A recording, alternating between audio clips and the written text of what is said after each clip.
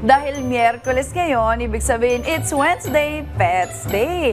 At isa na namang cute na pet ang makakasama natin ngayon. At yan ay ang very cutesy na Persian at Himalayan cats kasama ang kanilang fur parent na si Saiya Josie de Zambrana. Good morning sa inyo and welcome sa Rise and Shine Pilipinas. This is Prof. Fee together with Meiji.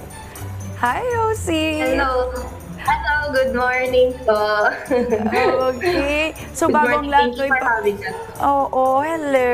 Pakilala mo muna sa amin ang iyong alaga. Anong pangalan, tsaka ano ang breed niya? Yes po. So, nandito po sa bag is si Sandy. Siya po ay isang big bone Persian. Turning 2 years old po siya this February 18. And then, ito naman po si Yara. Siya po ay isang Himalayan, 1 year and 4 months old.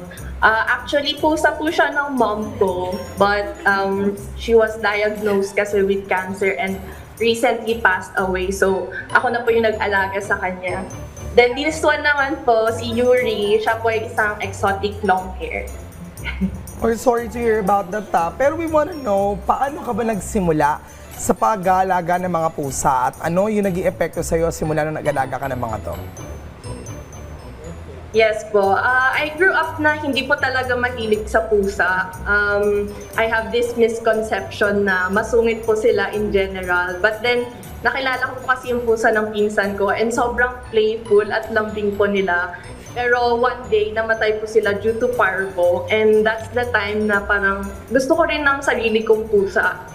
And since my mom recently passed away nga po, sila po yung nakatulong sa akin na mag-cope up. And dahil sa kakulitan po nila and cuteness nila, sobrang na-entertain rin po ako. And I found comfort sa paglalambing po nila. And because of them, naging stronger po ako as an individual. Nice to hear that sa iya, no? Pero itong mga pusa or any pet, parang tao rin, no? May kanya-kanya silang ugali or characteristic. Kwentuhan mo naman kami, ano ba yung mga ugali nung each cat mo or each breed? Yes po. So, simulan po natin kay Sandy. So, siya po ay suplado at masungit. And sobrang mailap po siya sa ibang tao. Tipong tatakbo and magtatago po siya pag may makita siyang ibang mukha. Ito naman pong si Yara, sobrang sweet and lambing po niya. Parang spirit animal na po siya nung mom ko. And madalas, tumatabi po siyang matulog sa akin. Ito naman po si Yuri, siya po sobrang takaw niya. Inaagawan niya po ng pagkain, usually si Yara at si Sandy. Di ba, with the different attitude na meron sila, parang kompleto agad, kompletos Ricardos. Yung family mo dyan ngayon, which is yung mga alaga mo ngayon. Sa iyo, paano ba ang usual na routine mo with them? I wanna know, ano ba yung mga pinapakain mo sa kanila? Madalas mo ba silang paliguan o linisan? And how do you make sure that they're healthy? Yes po.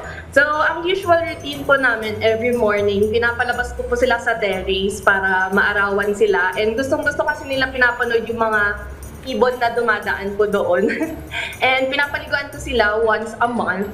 And then, for the food po, binibigyan ko sila ng dry food every morning.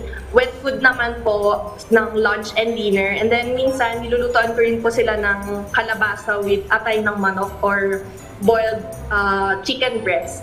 And then, I make sure po na updated yung mga vaccines nila and binibigyan ko rin po sila ng vitamin. Uy, grabe, spoiled. Talagang may dry, may wet food, may veggies, and may protein pa kompleto. Alright, ano naman yung maipapayo mo, no, sa mga nagpaplano na magkaroon din ng sariling pet o pusa sa ating mga ka-RSP? Yes po. Okay, so ang advice ko po sa mga nagbabalak na kumuha ng pet, lalo na ng pusa, is to remember the acronym CAT, as in C-A-T.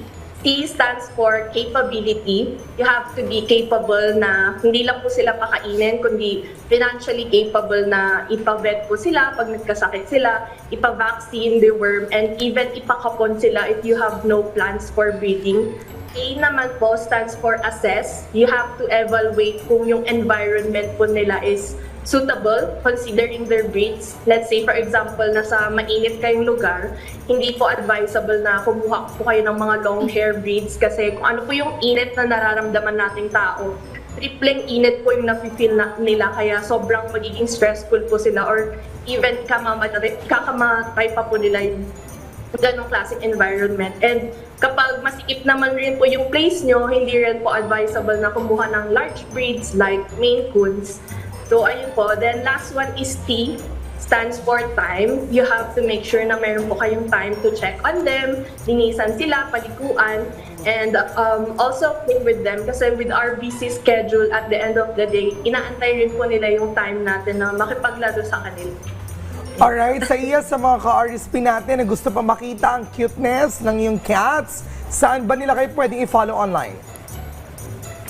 Yes po, thank you so much po sa mga supporters namin. Yeah, if you want to witness more of their cuteness and chaos, you can follow us on TikTok, Instagram, and Facebook at Whiskers and Diaries.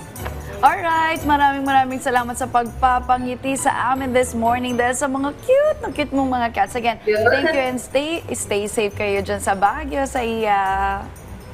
So, thank you.